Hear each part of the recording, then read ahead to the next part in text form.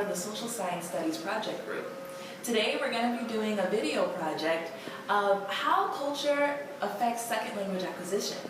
And we're going to be looking and examining at how to assess the needs of students and how to help them learn better in our classrooms here in America. Maybe we can use gestures, we can use learning more about who they are and what education system they come from. And we'll also get some insight how they assimilate in our culture and our education system here. Hello, what's your name?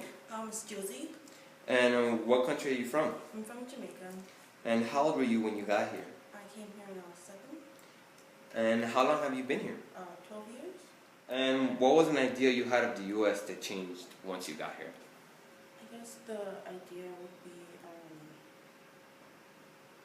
just the whole culture in general, because watching the TV is a lot different than the all the cartoons and everything. And all the kids seemed a little bit meaner. Yeah. They weren't friendly, like I thought it would be just like jumping in from a TV show, like you make friends easy.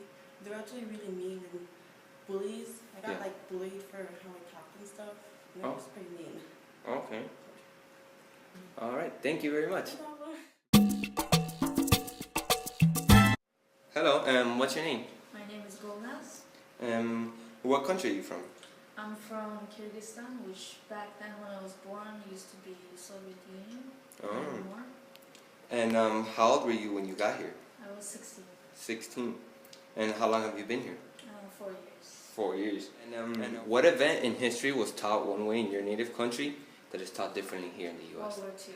World War II? World War II. We were taught that, well, if you look at statistics, Soviet Union lost from 26 to 29 million people, including civilians and military people, and U.S. lost only, what, half a million, like 500,000.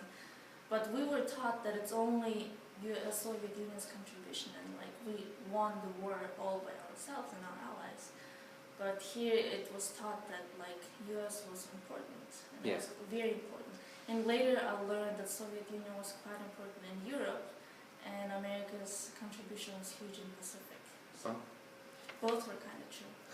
Alright, and thank you very much. You're welcome. Hello, what's your name?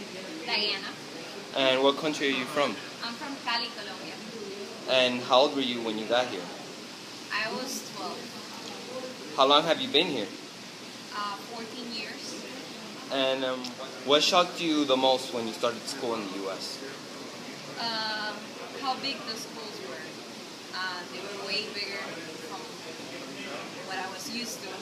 In my school I used to have just a patio and the classrooms were around the patio, and that's it. But here you have like 3 floors. Sort of. Alright, and thank you very much. Thank you. I can relate to these SLA students because I was one myself.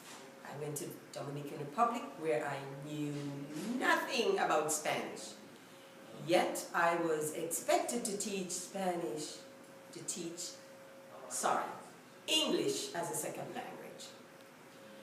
The first day I went to school, oh boy, those kids were so frightened.